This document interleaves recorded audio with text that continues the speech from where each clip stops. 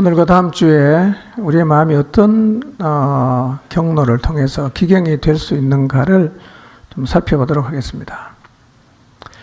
먼저 예수님께서 씨 뿌리는 밭의 비유의 마지막 부분에 하셨던 말씀을 먼저 좀 생각해 보도록 하겠습니다. 왜냐하면 이것은 우리의 마음의 결실과 매우 깊은 관계가 있기 때문입니다. 마태복음 13장 9절입니다. 같이 한번 읽어볼까요? 시작. 이 말씀이 예수님께서 씨 뿌리는 그 밭의 비유의 마지막에 하신 말씀이에요. 귀 있는 자는 들어라. 사실 이 표현이 문자 그대로 이해하면 좀 의아해 보이는데요. 이유가 뭐냐면 지금 모여든 무리는 다 귀를 가지고 있어요. 그리고 지금 예수님 말씀을 다 듣고 있어요. 귀를 가지고 듣고 있는 사람을 향해서 예수님이 뭐라고 말씀하시느냐 하면 귀 있는 자는 들어라. 그 말씀을 하셨단 말이에요. 왜 예수님은 귀를 가지고 잘 듣고 있는 사람을 향해서 또 귀 있는 자는 들어라고 하셨을까요? 혹시 거기에 귀가 없는 사람이 많았을까요? 들을 수 없는 사람들이 많았기 때문에 예수님이 이렇게 말씀하셨을까요? 그렇지 않습니다. 평행구절인 누가복음 8장 8절에서도 예수님은 같은 말씀하셨는데요. 읽어보겠습니다. 시작. 들어는 좋은 땅에 떨어짐에 나서 100배의 결실을 하였느니라. 이 말씀을 하시고 외치시되 들을 귀 있는 자는 들을지어다 그러셨어요. 여기에서 예수님은 좀 다르게 표현했습니다. 들을 귀 있는 자는 들을지어다 이렇게 말씀하셨어요. 분명히 무리들이 귀를 다 갖고 있어요. 그리고 이 귀로 다 듣고 있어요. 그런데 왜 예수님은 들을 귀 있는 자는 들으라고 또 말씀을 하셨을까요? 이 말의 의미가 우리가 귀를 갖고 있지만 하나님의 말씀을 들을 수 있는 귀는 별개로 갖고 있다는 의미일까요? 그렇지 않습니다. 다만 이 말씀의 의미는 뭐냐면 하나님의 말씀은 청각으로 듣는 것 그 이상의 뭔가가 있다는 거예요. 청각으로만 듣는 것은 주님은 듣는다고 말하질 않아요.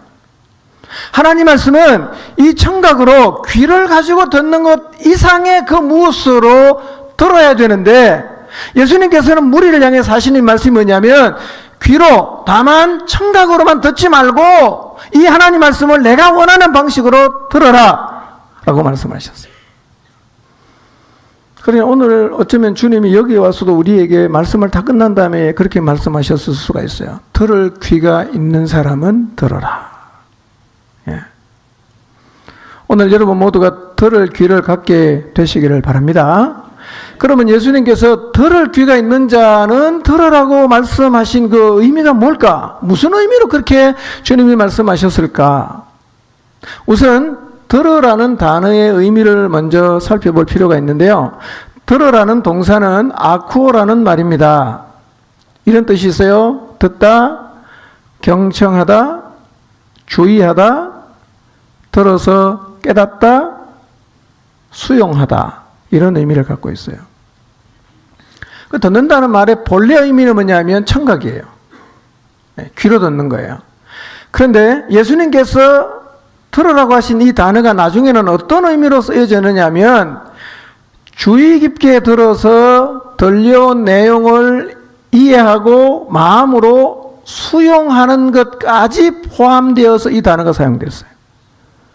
그러니까 들을 귀 있는 자가 들으라고 하신 말씀은 무슨 의미냐면 내 말을 단지 귀를 쟁쟁 울리는 청각으로만 듣지 말고 주의 깊게 내가 한 내용을 마음으로 수용해라. 그런 뜻이에요. 마음으로 수용해라. 예. 여러분 성경을 읽으면서요. 혹은 하나님 말씀을 들으면서 귀로 듣는 거하고 귀로 들은 말씀을 마음으로 수용하는 것의 차이를 한번 실험해 보시기를 바랍니다. 제가 요즘 듣는 성경을 열심히 들어요. 드라마 성경. 지금까지 들어본 중에 제일 좋은 것 같아요. 산책을 하면서 들어요. 그런데 산책을 하다가 뭐 사람도 지나가고 뭐 별의별 게 다 보이지 않습니까?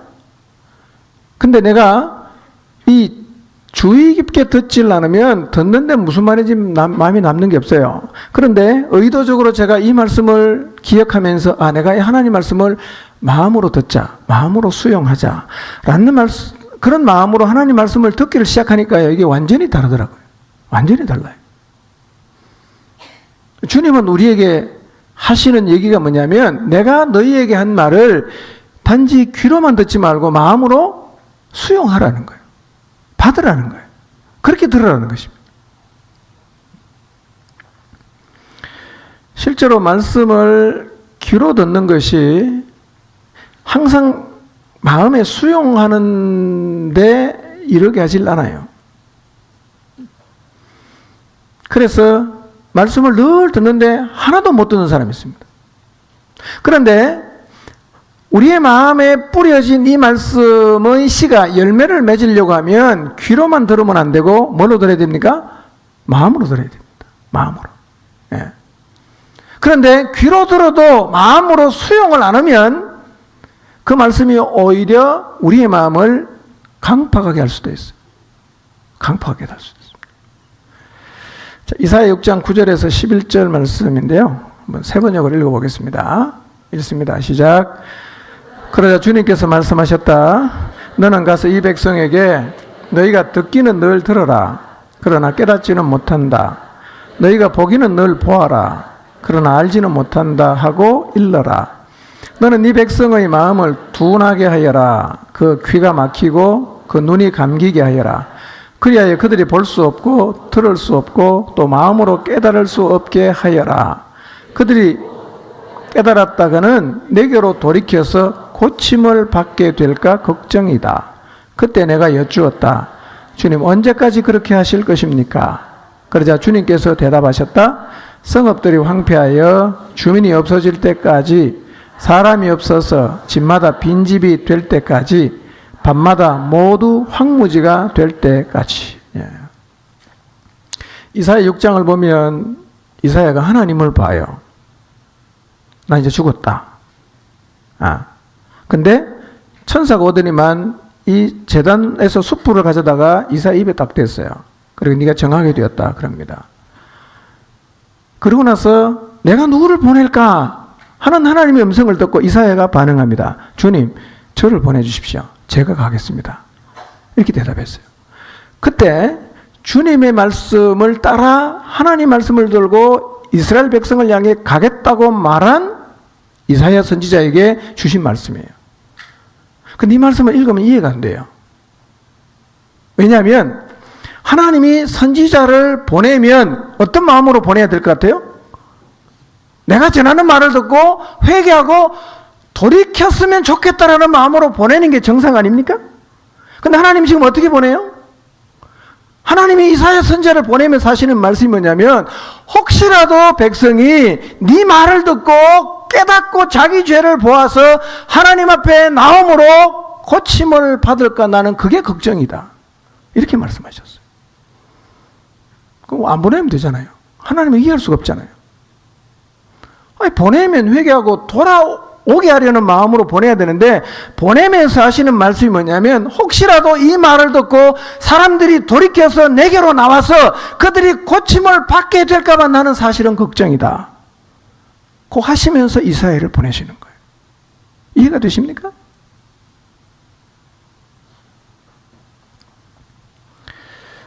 이것은 하나님의 속성과도 맞질 않아 보여요. 왜 하나님이 이렇게 하실까요? 이 하나님의 마음을 이해하려고 하면 이사야 1장에서 5장까지 읽어보면 이해가 돼요. 여러분, 하나님의 백성인 이스라엘 땅에는 하나님의 영광이 가득해야 됩니다. 이게 정상이에요. 그런데 이스라엘 땅에는 하나님의 영광은 하나도 없고 오직 죄만 가득해요.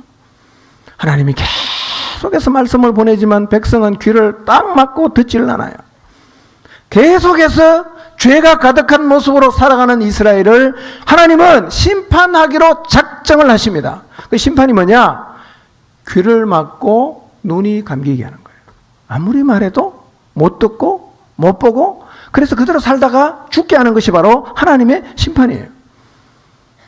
그래서 선지자가 가서 외치지만 그들은 하나님 말씀을 들어도 깨닫지 못하고 보아도 보지 못하게 될 것입니다. 이사야가 하나님께 물어요. 하나님, 언제까지 그렇게 하실 겁니까? 언제까지 그렇게 하실 겁니까? 하나님이 대답하십니다. 성읍이 황폐하여 주민이 없어질 때까지, 사람이 다 없어져서 집마다 빈집이 될 때까지, 밭마다 모두 황무지가 될 때까지 그렇게 하겠다. 여러분, 그러니까요, 보는데 못 보고 듣는데 들을 수 없는 것은 간단하게 생각할 문제가 아니에요.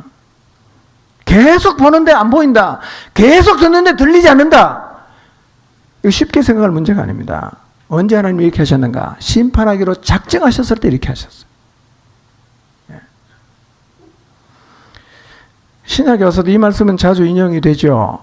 마태복음 13장 13절을 읽습니다. 시작.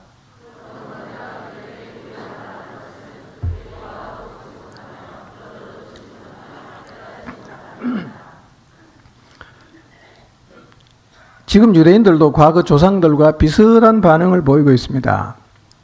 그 말씀을 청각으로는 듣습니다. 마음으로는 수용하지 않아. 그러니까 들어도 깨닫지 못하는 거예요.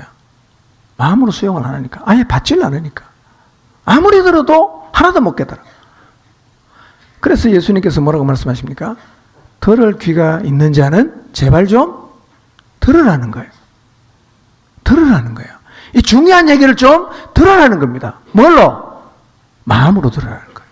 마음으로. 예. 하나님 말씀이 귀로 듣고 요 위에 머리 부분만 커지면 이 사람은 짐이 됩니다. 공동체의 짐이 될 수밖에 없어요. 하나님 말씀은 귀로 들어야 됩니다. 그러나 마음으로도 들어야 됩니다. 로마서 8장 11절입니다. 읽겠습니다. 시작. 혼미한 영을 주셨으니 오늘까지 그들은 눈이 있어도 보지 못하고 귀가 있어도 듣지 못한다. 예, 로마서에서는 이렇게 말합니다. 그들이 보지 못하고 듣지 못하는 이유가 뭐냐? 하나님께서 그들에게 혼미한 영을 주셨기 때문이다. 여러분, 그러니까요, 주일날 예배 와서 계속 말씀을 듣는데 하나도 안 들리고, 말씀을 들을 때마다 잠 오고, 예, 뭘 봐도 하나도 하나님의 의중을 살펴 볼 수 없다면요, 그것은 영적인 문제입니다. 그리고 이것은 유대인들만의 문제가 아니라 우리 모두의 문제인 것입니다. 나는 교회를 계속 다니고 말씀을 계속 듣는데 무슨 말인지 하나도 모르겠다, 나는 관심이 없다, 영적인 문제입니다. 절대로 작은 문제가 아니에요. 여러분이 예배 자리에 앉아 있다는 것은 하나님께서 여러분에게 뭔가 지금 말씀하시는 것입니다. 돌아서라고, 그렇게 살지 말라고 계속 경고도 하시고, 때로는 격려도 하시고, 때로는 좌절하에 앉아 있는 사람은 손을 잡아 이렇게 세우기도 하시는데, 그때 이 하나님 말씀을 청각으로만 들으면 안 된단 말이에요. 뭘로 들어야 됩니까? 마음으로 수용해서 들어야 됩니다. 그래야 하나님의 은혜를 입는 자리에 설 수가 있다는 거예요. 그래서 귀 있는 자는 들으라고 하신 예수님 말씀 앞에서 오늘 나는 어떤 모습으로 하나님 말씀을 듣고 있는가를 생각해 볼 필요가 있습니다. 나는 하나님 말씀을 청각으로만 듣는 사람인가, 아니면 주의 깊게 들어서 마음으로 수용하는 사람인가를 이 시간 한번 돌아보시기를 바랍니다. 그리고 이제부터라도 하나님 말씀을 단지 귀로만 듣지 마시고 마음으로 듣는 자리에 서게 되시기를 바랍니다. 계시록 2장 7절을 보겠습니다. 읽습니다. 시작. 귀 있는 자는 성령이 교회들에게 하시는 말씀을 들을지어다.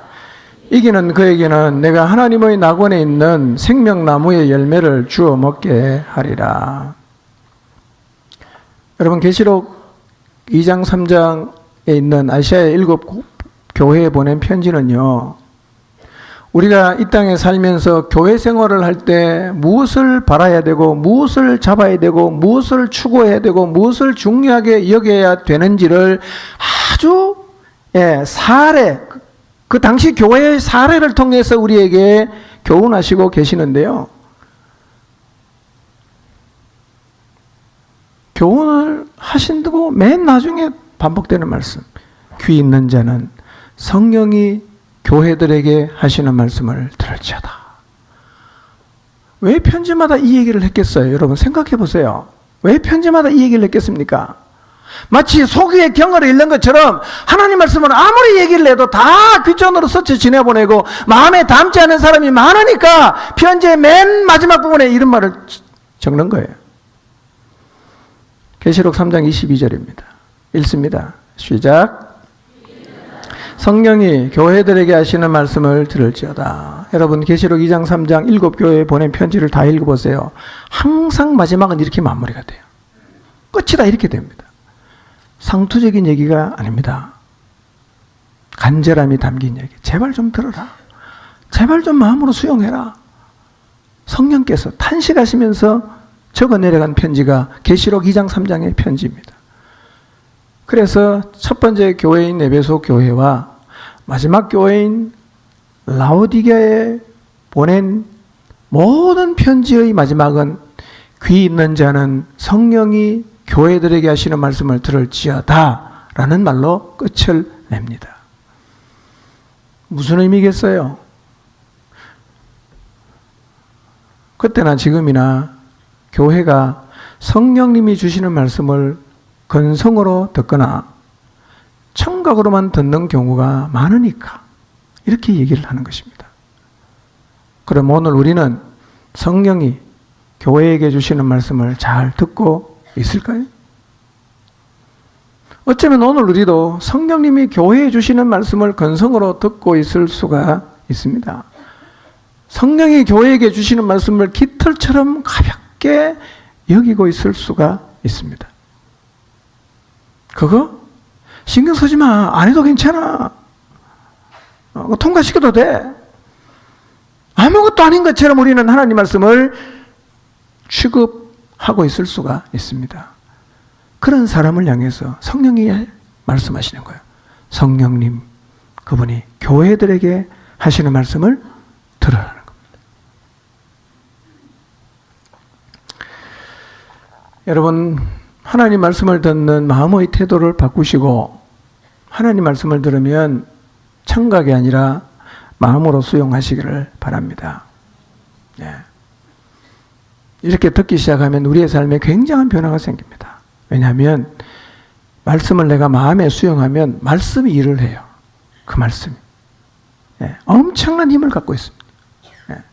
왜 말씀을 듣는데 말씀이 내 삶에 일을 하지 않느냐면 귀로 듣고 다 흘려보냈기 때문에 내 마음에 담긴 말씀이 없기 때문에 말씀이 일을 할 수 없는 것입니다. 그러나 마음으로 말씀을 수용하기 시작하면 그 말씀이 내 삶을 진짜 완전히 뒤집어 볼 수가 있어요.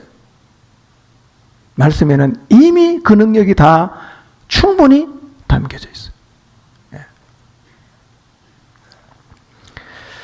또 하나 우리가 말씀을 들을 때 주의해야 할 것이 있습니다. 그게 뭐냐면 하나님의 말씀인 성경을 2000년 전에 기록된 고문서로 취급하지 말라는 거예요. 옛날 책이야 그거. 2000년 전의 책이야. 신경 별로 안 써도 괜찮아. 어쩌면 오늘 우리는 성경 말씀을 고문서 취급을 하고 있을 수가 있어요. 여러분 하나님 말씀은요 2000년 전에 혹은 4000년 전에 하신 말씀이 아니라 지금 나에게 하시는 말씀으로 들어야 됩니다. 옛날 유대인이나 더 이전에 이스라엘 백성들에게만 주신 말씀이 아니라 오늘 2000년, 서기 2000년대를 살고 있는 오늘 우리에게도 똑같이 그분이 주시는 말씀이란 말이에요. 처음 사랑 회복해라. 언제나 능력을 찾아라. 깨어 있어야 된다. 복음을 전해야 된다. 회개해야 된다. 성령 충만을 받아야 된다. 성령 인도를 받아야 된다. 교회를 세워야 된다. 순종해야 된다. 섬기는 자가 큰 자다. 기도해라. 영적으로 무장해라. 여러분 이 얘기는 2000년 전의 얘기이기 때문에 지금 우리에게는 별로 상관없는 얘기가 절대로 아니에요. 이 말씀은 정확하게 오늘 우리 시대에 성령님께서 우리에게 직접 하시는 말씀이에요. 지금 그렇게 말씀하시는 거예요. 안타까운 마음으로 그분이 우리에게 주시는 말씀이에요. 그러므로 하나님 말씀을 이 하나님 말씀을 귀로만 들으시면 안 돼요. 마음으로 들어야 돼요. 귀 있는 자는 들으시기를 바랍니다. 예. 네가 아시나요? 눈이 감기면 귀는 자동으로 닫힙니다. 이게. 연동이거든요. 눈이 감기면 귀도 감기는 거예요. 그 눈이 감기면 귀도 없는 겁니다. 지금. 좀 깨워주시기를 바랍니다. 너무 고운하게 주무시는 분. 예. 한 3분이 지금 정신없이 하고 있어요. 예. 토요일에 일찍 주무시기 바랍니다. 네. 여러분, 기도하는 사람들이 하나님으로부터 받은 응답과 기도하는 사람들이 기도 가운데 성령님이 주시는 도전이 무엇인지를 들어보십시오. 기도하는 사람들이 기도 가운데 하나님이 주신 응답이나 기도하는 가운데 성령님이 도전하시는 말씀을 들어보면요, 다 아는 얘기입니다. 한 번도 들어보지 못한 얘기를 하는 게 아니라 이미 다 알고 있는 얘기예요. 근데 우리가 중요하게 생각하지 않고 흘려보내고 있는 그 말을 성령님 말씀하시는 거예요. 야, 그거 옛날 얘기가 아니고 지금 네가 들어야 되는 얘기라고 똑같은 얘기를 반복하십니다. 무슨 얘기 하시는가? 회개하라고 말씀하십니다. 똑같이 성령님 말씀하십니다. 너 세상 사랑하지 말아라. 하늘나라 구하면 살아라. 복음 전파하면 살아라. 교회를 세워야 된다. 보이지 않는 거 추구하며 살아라. 처음 듣는 얘기입니까? 다 아는 얘기예요. 무슨 얘기인가? 2000년 전 혹은 4000년 전에 기록된 말씀이 옛날 말이 아니라 그분은 지금도 우리에게 똑같이 하시는 말씀이에요. 여러분 기도해 보십시오. 여러분이 성경에서 읽은 적이 없는 새로운 얘기를 성령님이 하지 않습니다. 다 알고 있는 얘기예요. 그렇다면 오늘 이 말씀을 통해서 우리에게 주시는 그 하나님의 말씀을 마음으로 수용하기를 시작하면 성령님께서 굳이 우리에게 말씀하지 않아도 우리는 이 성경을 통해서 그분의 몸을 다 받을 수가 있고 읽을 수가 있고 그리고 그분의 말씀에 순종하며 살아갈 수가 있단 말이에요. 여러분 성경 고문서 아닙니다. 옛날 책으로 생각하지 마세요. 지금도 똑같은 걸 말씀하십니다. 네.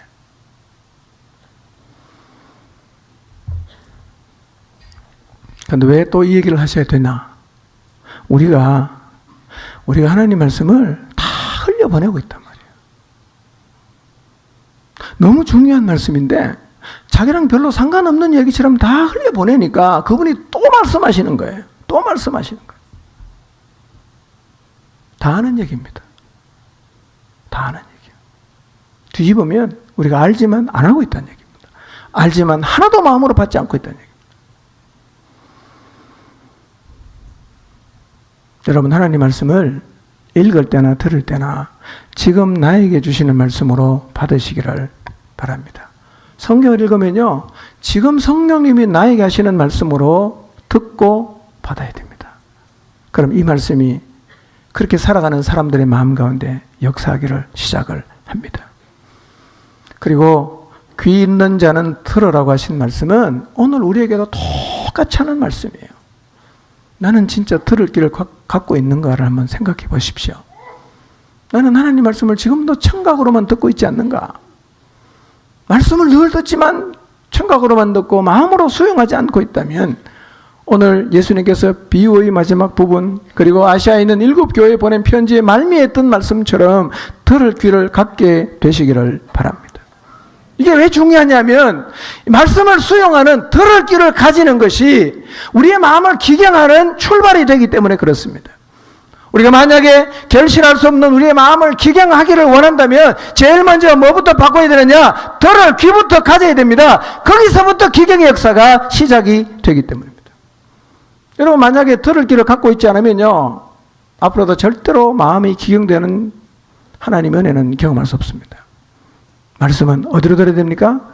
물론 이걸로도 들어야 돼요. 1차적으로. 그러나 그 말씀은 항상 어디로 가야 됩니까? 마음으로 가야 됩니다. 아, 하나님이 이렇게 말씀하셨구나. 아, 하나님이 이걸 원하시는구나. 그래, 네 말씀대로 살아야지.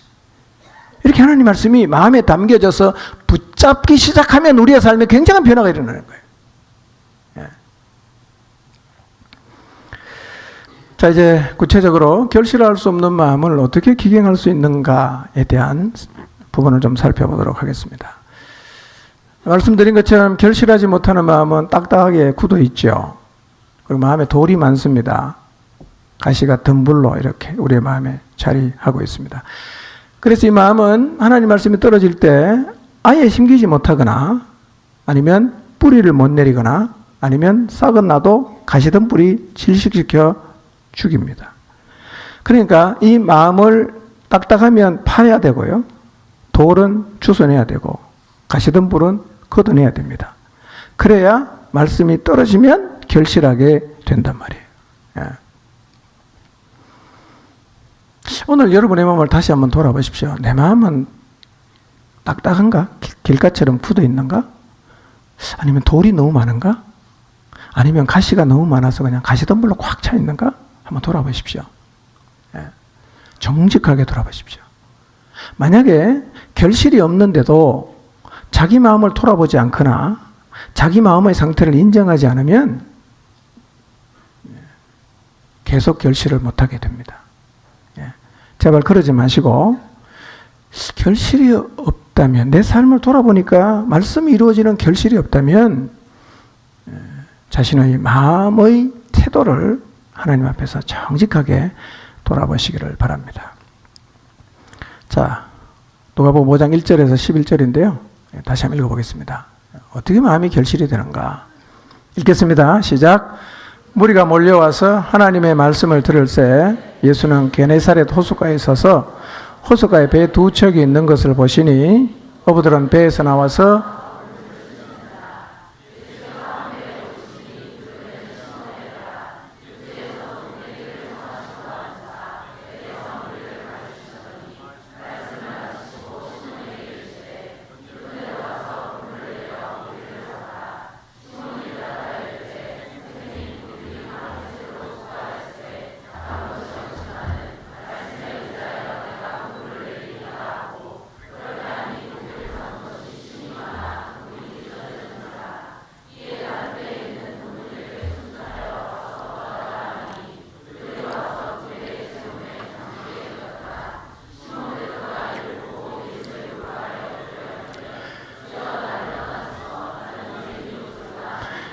이는 자기 및 자기와 함께 있는 모든 사람이 고기 잡힌 것으로 말미암아 놀라고 세베대 아들로서 시몬의 동업자인 야고보와 요한도 놀랐습니다.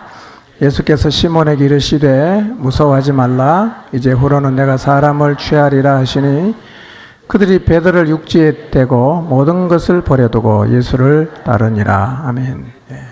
이 사건은 어부인 시몬 베드로가 자기 자신의 전문 분야로 자부하고 있던 고기 잡는 일로 인해서 굉장한 충격을 받았던 사건입니다.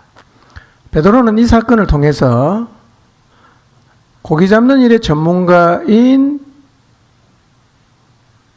자기보다 이 분야에서도 예수님이 더 오르시다는 것을 확인했습니다.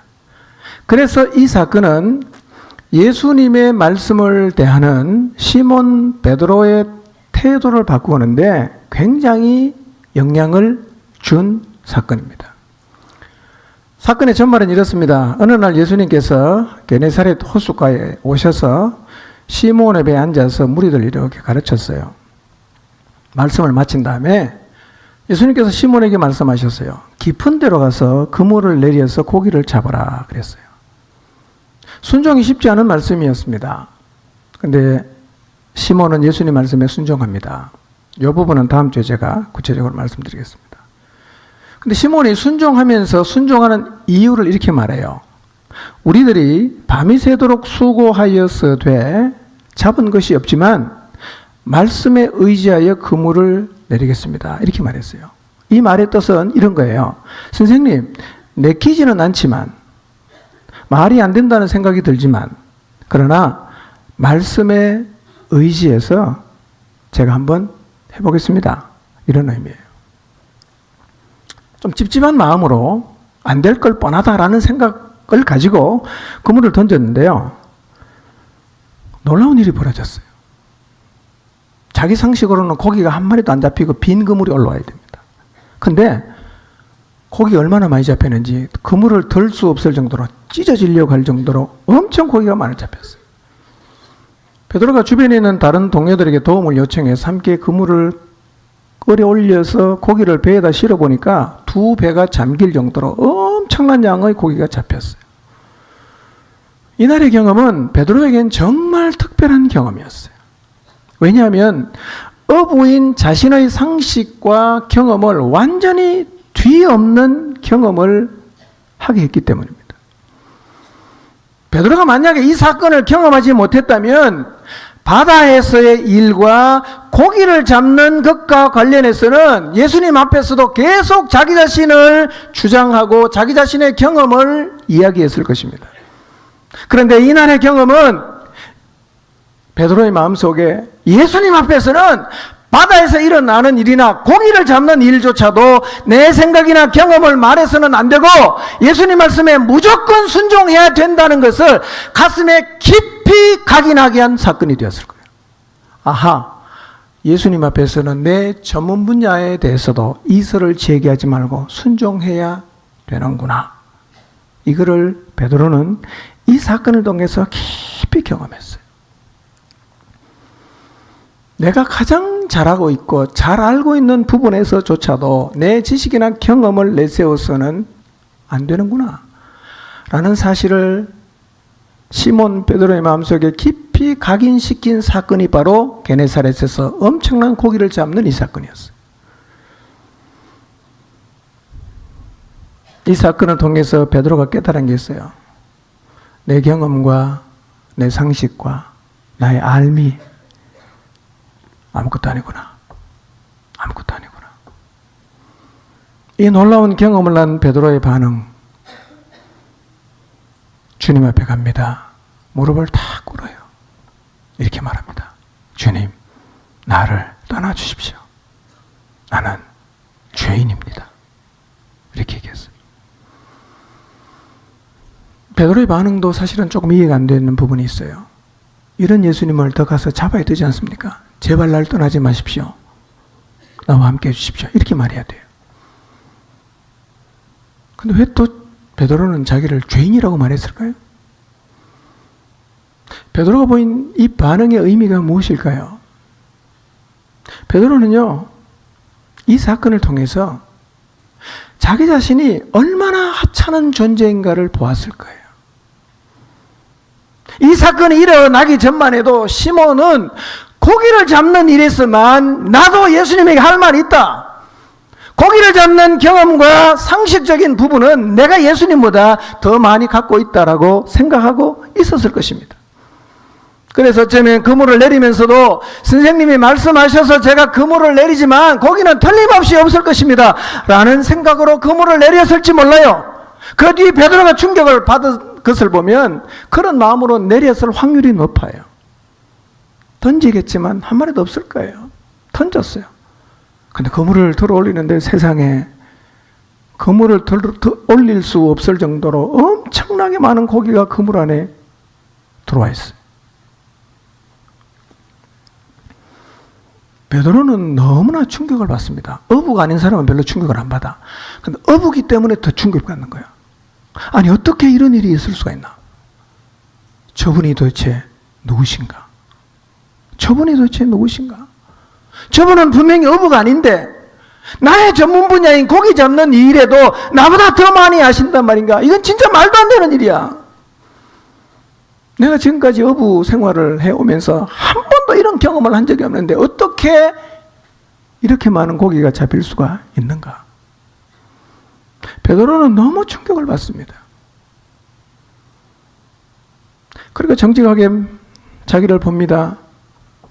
미천한 경험을 가지고 적어도 고기 잡는 일에는 자기가 예수님보다 더 전문가라고 생각을 한 것이 얼마나 가소로운 태도이고 하나님 앞에서 악한 생각이었는지를 그는 깨닫습니다. 이 엄청나게 크신 하나님 앞에 섰던 베드로는 주님 앞에 나갑니다. 무릎을 꿇습니다. 말씀드립니다. 주님 나를 떠나주십시오. 나는 진짜 죄인입니다.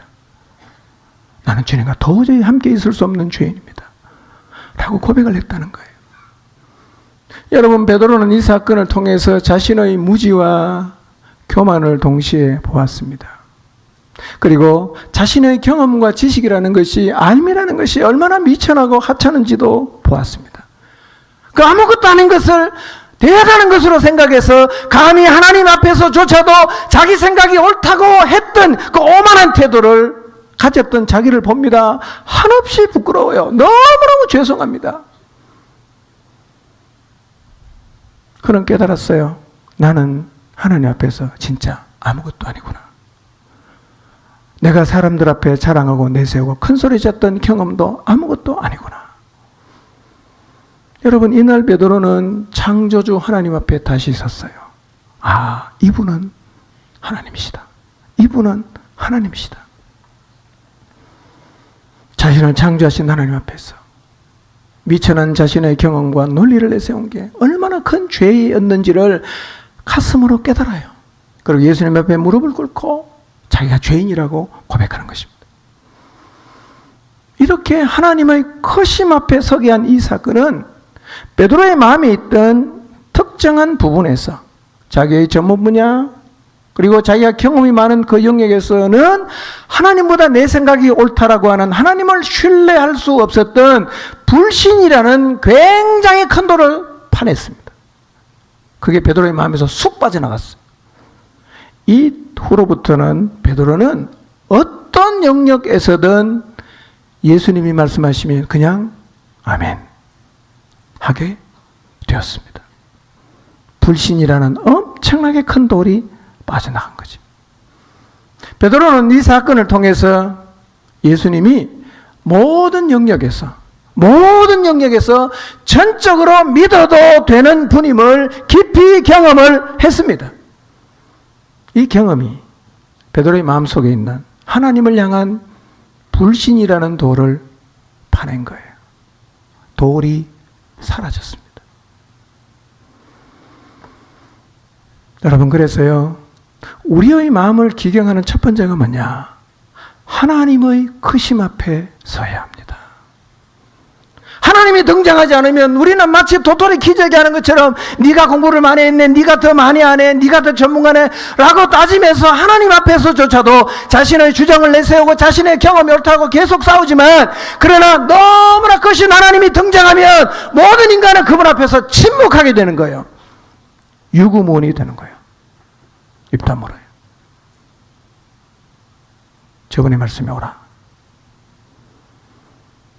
그래서 우리의 마음을 기경하는 첫 번째 방법이 뭐냐? 하나님의 크심 앞에 서야 됩니다. 그러지 않으면 우리의 마음밭은 절대로 기경이 안 돼요. 절대로 기경이 안 됩니다. 여러분, 하나님의 크심 앞에 서면 우리의 마음에 자리 잡고 있는 돌 쑥쑥 빠집니다. 가시던 볼 다 걷어내집니다. 때로는 우리의 딱딱한 마음이 완전히 파집니다. 이런 은혜를 경험하려고 하면 뭐가 필요하냐? 하나님의 크심 앞에 한번 서봐야 됩니다. 여러분, 상투적으로 교회만 왔다 갔다 하지 마시고 정말 하나님이 살아계신다면, 그분이 정말 세상을 창조하신 창조주라면 그 하나님의 크심 앞에 한번 서기를 갈망해 보시기를 바랍니다. 엄청나게 크신 하나님을 한번 개인적으로 만나보시기를 바랍니다. 그리고 그분 앞에 시몬 베드로처럼 주여 나를 떠나소서 나는 죄인입니다 라고 마음속에서 진심으로 고백하는 자리에 서 보십시오. 마음에 돌 다 빠져버립니다. 가시던 물 다 없어집니다. 왜 우리의 마음의 태도가 변하지 않는가? 하나님이 살아계신다고 말하지만 이 하나님의 크심 앞에 한 번도 서본 적이 없어요. 그래서 계속 자기 주장을 하는 겁니다.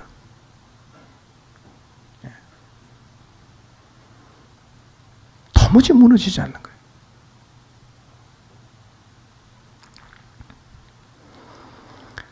여러분, 경험이 우리의 삶에 미치는 영향은 정말 큽니다.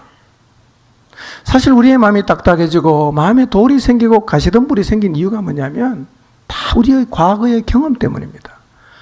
우리의 과거의 경험이 지금 우리의 마음을 형성했어요. 그리고 그것이 우리의 삶의 태도가 되게 만들었습니다.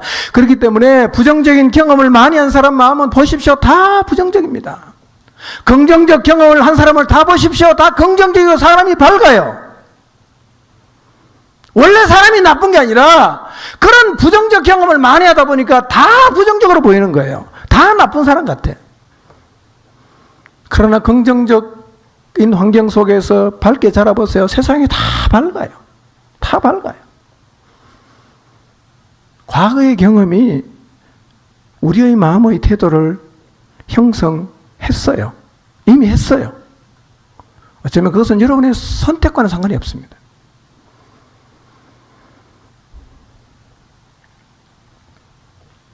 그래서 자라가면서 살아가면서 불신의 경험을 많이 한 사람은요, 마음에 돌이 많아요. 누구도 잘 못 믿어요. 너무 힘들고 어렵게 산 사람은요, 가시덤불이 많아요. 그리고 세상의 가치나 철학에 너무 많이 노출이 되면요, 마음이 탁탁해집니다. 돌아보니까 제 마음에도 돌이 참 많았어요. 가시도 많았어요. 제 마음에도 한이라는 가시가 있었어요. 왜 생겼는가 봤더니 다 과거의 경험 때문에 생긴 거예요. 자라오면서 했던 경험들이 내 마음을 이미 형성을 했어요. 그건 사실 우리가 선택할 수 있는 게 아닙니다.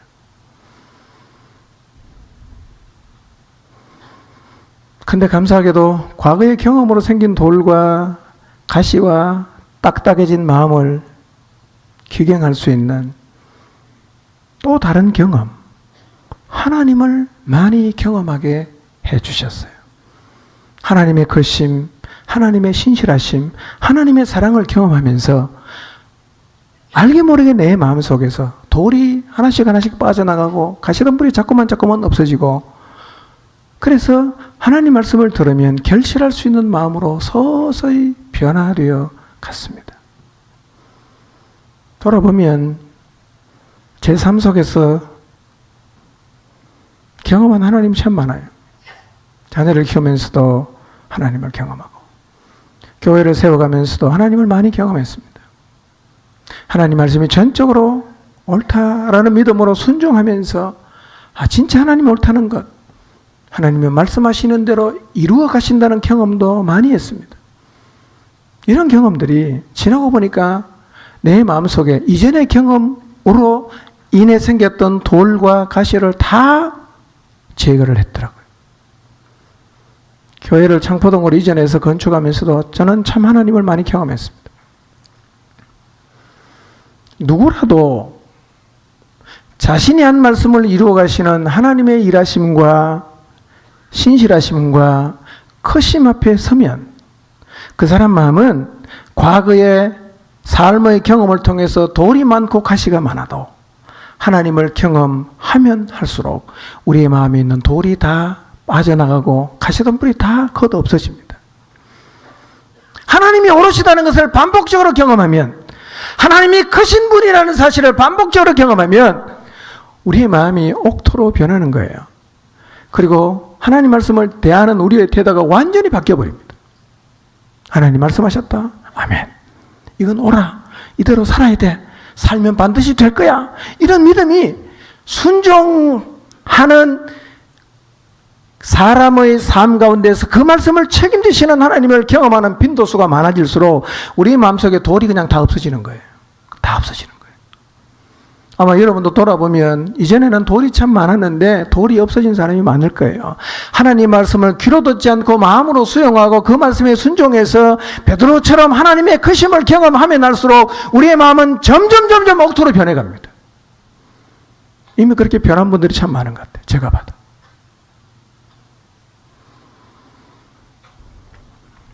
실제로 어떤 사건은 우리의 마음의 자리를 잡고 있는 큰 돌을 드러냅니다.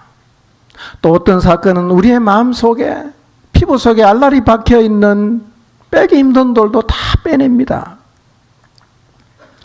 저는 교회를 건축하는 과정에서, 우리 교회는 부자가 없지 않습니까? 교회에 우리가 이전에 올 때 참 숫자도 많지 않았어요.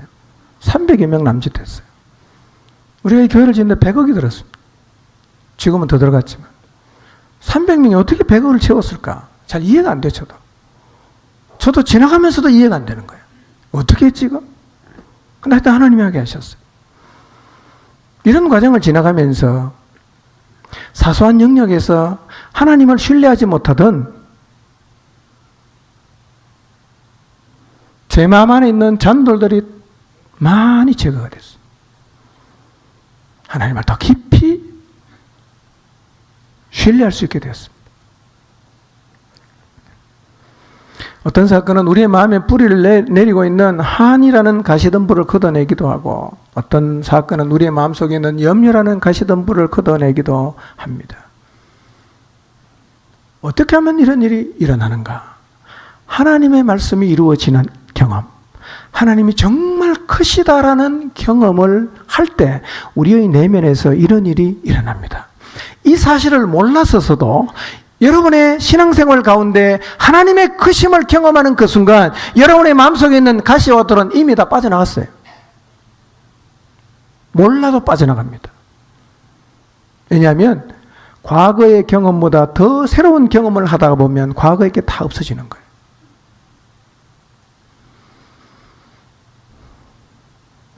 그런데 우리가 신앙생활을 하면서 하나님의 말씀이 옳다는 것을 경험을 못하면 어떤 일이 벌어질까요? 옛날의 경험을 통해서 형성된 마음이 그대로 가는 거예요.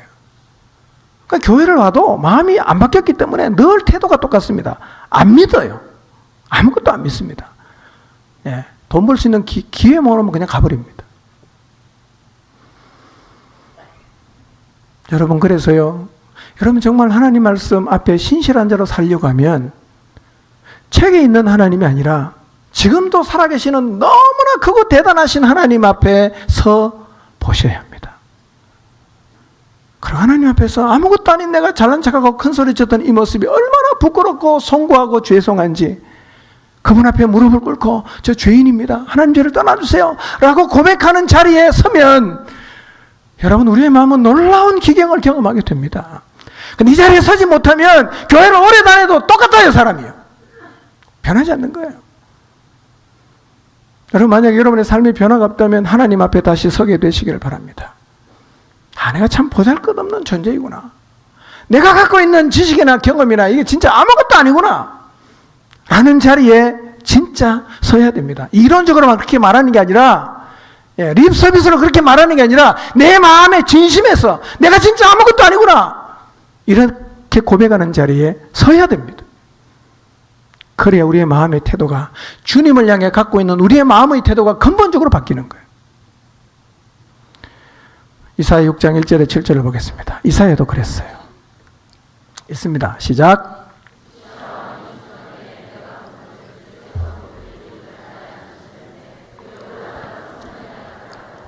서랍들이 모시고 섰는데 각기 6 날개가 있어 그 둘로는 자기 얼굴을 가리었고 그 둘로는 자기의 발을 가리었고 그 둘로는 날며 서로 불러 이르되 거룩하다 거룩하다 거룩하다 만군의 여호와여 그의 영광이 온 땅에 충만하도다 하더라. 이같이 화답하는 자의 소리로 말미암아 문지방의 터가 요동하며 성전의 연기가 충만한지라. 그때 내가 말하되 화로다 나여 망하게 되었도다. 나는 입술이 부정한 사람이요 나는 입술이 부정한 백성 중에 거주하면서 만군의 여호와이신 왕을 배웠음이로다 하였더라. 그때 그 서랍 중의 하나가 부젓가락으로 제단에서 집은 바 핀 숯을 손에 가지고 내게로 날아와서 그것을 내 입술에 대며 이르되 보라 이것이 내 입에 닿았으니 내 악이 제하여졌고 내 죄가 사하여졌느니라 하더라. 그랬어요. 1절에 보면 우시아 왕이 죽던 해에 이사야가 특별한 경험을 했는데 그 경험이 뭐냐면 하나님을 본 거예요. 하나님을 본 거예요. 특별히 구약시대 사람은 하나님을 보면 죽는다고 생각했습니다. 너무나 거룩하신 분이기 때문에. 그러면서 천상의 광경, 성전에서 일어난 일인지 하늘에서 일어난 일인지 정확히는 설명할 수는 없지만 이사야가 하나님의 보좌가 굉장히 높이 들려 있었어요. 보좌에 앉아 계십니다. 옷자락은 성전에 가득했습니다. 예. 그 당시에는 돈 많은 부자일수록 옷이 길고 채색된 옷을 입었는데요. 이것은 하나님의 크심, 영광을 의미하는 것입니다. 근데 보좌 주변에 서랍들이 시중을 들고 있었어요. 서랍은 천사인데요. 이 서랍들에게 날개가 몇 개 있었냐면 6개가 있었어요. 근데 날개 6개가 어떻게 서 있는가 봤더니 둘은 자기 얼굴을 가리는 거예요. 둘은 자기 발을 가리는 거예요. 그 둘만 가지고 날아다녀요. 이게 무슨 의미인가? 여러분, 하나님을 곁에서 모시고 있는 천사는 가장 거룩한 존재가 아니겠어요? 가장 거룩해요. 그런데 이 거룩한 천사도 자기가 가지고 있는 6개의 날개 중에서 4개는 자기를 가리는 거예요. 2개만 가지고 날아다녀. 2개는 뭘 가렸어요? 얼굴을 가리고. 2개는 발을 가리고. 2개만 가지고 활동했다는 거예요. 이 말의 의미는 이것입니다. 거룩하신 하나님 앞에 드러난 자신의 부끄러움을 가리는데 6개의 날개 중에 4개나 사용을 했다는 것입니다. 이 말은 하나님이 얼마나 거룩하신 분인가, 얼마나 정결하시고 얼마나 크신 분인가 하는 것을 보여주는 것입니다. 곁에서 시중드는 하나님의 천사도 하나님의 얼굴을 볼 수가 없으니까 2 날개로 얼굴을 가리고 2 날개로 발을 가리고 있었다. 그리고 2 날개만 가지고 날아다니면서 뭐라고 화답하느냐면 거룩하다 거룩하다 거룩하다 만군의 여호와여 그의 영광이 온 땅에 충만하도다 라고 외쳤다는 것입니다. 여러분, 거룩의 원래 의미는 정결의 의미가 있는 게 아니라 거룩은 구분입니다. 이런 얘기예요. 하나님은 우리와는 정말 다르다는 거예요. 여러분, 하나님을 여러분하고 비슷하거나 여러분보다 IQ가 조금 높거나 여러분보다 능력이 조금 많은 분으로 생각하지 마시라는 거예요. 하나님은 거룩하신 분이에요. 흉내낼 수 없어요. 근접할 수 없는 너무나 대단하신 분이에요. 거룩하다 거룩하다 거룩하다. 그 예수님 가르친 기도에 뭐라고 말씀하십니까? 뭐라고 기도하라고 가르칩니까? 하늘에 계신 우리 아버지여 이름이 거룩히 여김을 받으시도록 기도하라는 거예요. 여러분, 하나님이 거룩하신 분이에요. 여러분하고 비슷한 분이 아니니까 제발 하나님을 여러분하고 비슷한 분으로 이해하지 마시기를 바랍니다. 그의 영광이 온 땅에 충만하다고 외쳤어요. 여러분, 여호와의 영광이 온 땅에 충만한 것이 하나님의 기대입니다. 하나님은 지금도 우리의 교회와 여러분의 가정과 우리의 삶에서 하나님의 영광이 가득해지기를 원하십니다. 그러나 이사야 1장에서 5장 말씀을 보면 당시 유다와 유다 사람들의 삶을 가득 채운 것은 하나님의 영광이 아니었어요. 하나님이 가증히 여기시는 것이 유다 땅에 가득했습니다. 천사들이 외침에 성전 문지방의 터가 요동하고 연기가 가득해졌어요. 시내산에 하나님이 임재하셨을 때의 광경을 연상하게 만드는데요. 여러분, 모세가 하나님이 등장했을 때 모세뿐만 아니라 이스라엘 백성이 두려워서 떨었습니다. 너무너무 무서웠어요. 땅이 흔들리고 하늘에서 그냥 연기 같은 게 올라오는데요. 백성들이 하나님이 등장하는 자체가 너무너무 두려웠어요. 그런데 이사야가 그 하나님의 임재를 경험을 했어요. 하나님의 거룩함에 압도된 이사야가 이렇게 말해요. 5절을 세 번역으로 보겠습니다. 읽습니다. 시작. 재앙이 나에게 닥치겠구나. 이제 나는 죽게 되었구나. 나는 입술이 부정한 사람인데 입술이 부정한 백성 가운데 살고 있으면서 왕이신 만군의 주님을 만나 뵙다니. 여러분, 누구라도 이 하나님의 크심 앞에 서면 두려움에 사로잡힙니다. 누구라도 이 하나님의 크심 앞에 서면 자기가 얼마나 부정하고 더러운 죄인인지를 깨달아요. 이것은 하나님 앞에서는 모든 인간들이 똑같이 보이는 반응이에요. 우리가 하나님을 두려움이 없다. 무슨 얘기인가? 하나님의 크심 앞에 서본 적이 없다는 얘기예요. 너무너무 가물가물해. 그 하나님이 나랑 비슷한 분으로 알아요. 그래서 하나님을 두려워하지 않는 거예요. 하나님 앞에서도 내 말이 옳다고 주장하게 되는 이유가 뭐냐면 이 하나님의 크심 앞에 서서 자기가 얼마나 보잘것없는 존재인가를 몰라서 그렇단 말이에요. 오만해지는 겁니다. 교만해지는 거예요. 주장하는 거예요. 무엇이 필요합니까? 하나님의 크심 앞에 서야 합니다. 하나님이 얼마나 대단한 분인가. 여러분, 이사야만 그랬던 거 아니었어요. 요한도 그랬어요. 요한계시록 1장 17절 봅니다. 읽습니다. 시작. 그의 발 앞에 엎드러져 죽은 자같이 되매 그가 오른손을 내게 얹고 이르시되 두려워하지 말라. 나는 처음이요 마지막이니. 사도 요한도 환상 가운데 예수님을 봤어요. 예수님을 본 요한의 반응이 뭐였어요? 그의 발 앞에 엎드러져 죽은 자 같이 되었다. 이게 하나님의 크심 앞에 선 인간들의 반응이에요. 그럴 수밖에 없어요. 너무너무 두려워요. 너무너무 무서워요. 파가 벗은 것처럼 내 모습을 다 보는데요. 히브리서 4장 11절 말씀 그대로입니다. 모든 만물이 그분 앞에 벌거벗은 것처럼 드러나는데 그분 앞에 서니까 너무나 부끄럽고, 그래서 고백하는 겁니다. 나를 떠나주십시오. 저는 죄인입니다. 여러분, 이것은 시몬 베드로만의 고백은 아니에요. 하나님의 거룩하심 앞에, 하나님의 크심 앞에 서는 인간은 똑같이 반응합니다. 우리도 마찬가지입니다.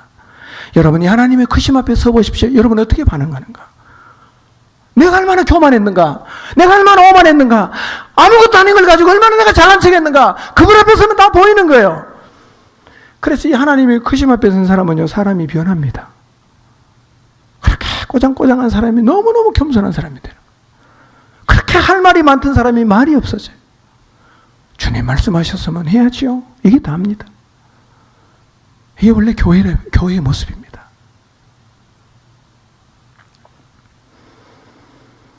여러분, 그래서 창조주 하나님 앞에 서면요, 우리는 아무것도 주장을 하지 않게 됩니다.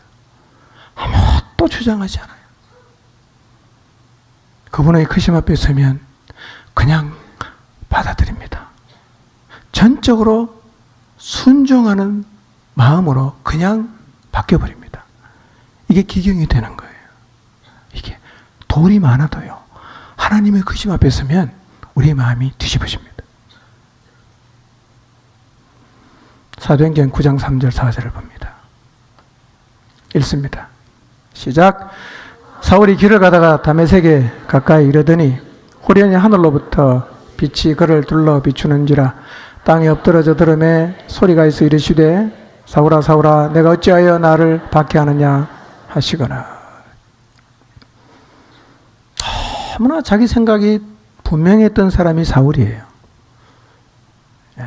스데반을 죽일 때 사울의 모습을 보면 바늘로 찔러도 진짜 피 한 방울 안 날 사람처럼 보이는 사람이 사울이었어요. 얼마나 자기 확신에 차 있었던지 유대 땅 예루살렘뿐만 아니라 이방 나라 외국인 다메섹에까지 예수님 믿는 사람, 나사렛 이단을 따르는 사람은 잡아오겠다고 잡으러 갔던 이 사울이 다메섹 거의 다 도착했을 즈음에 길에서 강한 빛 가운데 찾아오시는 예수님을 만났어요. 그도 주님 만나서 픽 쓰러집니다. 픽 쓰러졌어요. 하나님이 찾아오면 인간은 그분을 경외하게 됩니다. 하나님이 등장하는 모습은요, 우리가 지금 이 땅에서 인생을 살면서 한 번도 경험하지 못한 너무너무 두려운 거예요. 꼬꾸라집니다. 그냥 쓰러지는 거예요. 말이 없어집니다. 내가 아무것도 아니구나. 하나님이 아무런 말씀을 안 하셔도 그분의 크심 앞에 서면 우리는 내가 아무것도 아니라는 사실을 저절로 깨닫습니다. 그리고 그분의 말씀에 그냥 순종하는 사람으로 변해버립니다. 이게 기경이에요. 언제 이런 일이 벌어지는가? 하나님의 크심 앞에, 하나님의 깊은 임재 가운데 들어가면 우리의 삶에도 이런 일이 일어납니다. 사랑하는 포정팀 성도 여러분, 이제 이 하나님의 깊은 임재 안으로 들어가기를 구합시다. 하나님의 임재를 사모합시다. 그분이 나를 완전히 사로잡아 주시는 그 자리에 설 수 있기를 주님 앞에 기도합시다. 그 하나님의 크심 앞에 서서 나의 죄인됨과 나의 무익함을 깨달아 그냥 한없이 겸손해지고, 그렇게 할 말이 많았는데 할 말이 없어요. 그냥 유구무원일 수밖에 없는 자리에 서게 되는 이런 은혜를 구하시기를 바랍니다. 그분 앞에 서면 돼요. 난 왜 이렇게 안 변하는가? 내 생각은 왜 이렇게 변하지 않는가? 왜 나는 사람을 이렇게 믿을 수 없는가? 왜 나는 주님을 따라가는데 걱정이 이렇게 많고 두려움이 이렇게 많은가? 그래서 하나님 말씀을 많이 듣지만 그 말씀을 붙잡고 따라갈 수 없다면 하나님의 크심 앞에 서기를 구하시기를 바랍니다. 이 자리에 한번 꼭 서보십시오. 그냥 겸손해지는 거예요. 아무런 말도 할 수 없어요. 이번 있는데 그냥 유고무원이야. 그리고 그분 앞에서 내가 할 수 있는 말은 이것밖에 없어요. 아멘, 아멘, 아멘.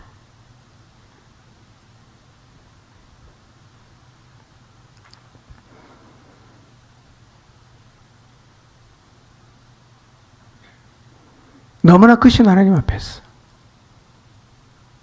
아멘, 아멘, 아멘. 아무런 이설도 경험도 지식도 주장하지 않고 그렇게 화답하고 순종하는 자리에 서게 되시기를 바랍니다. 기도하겠습니다.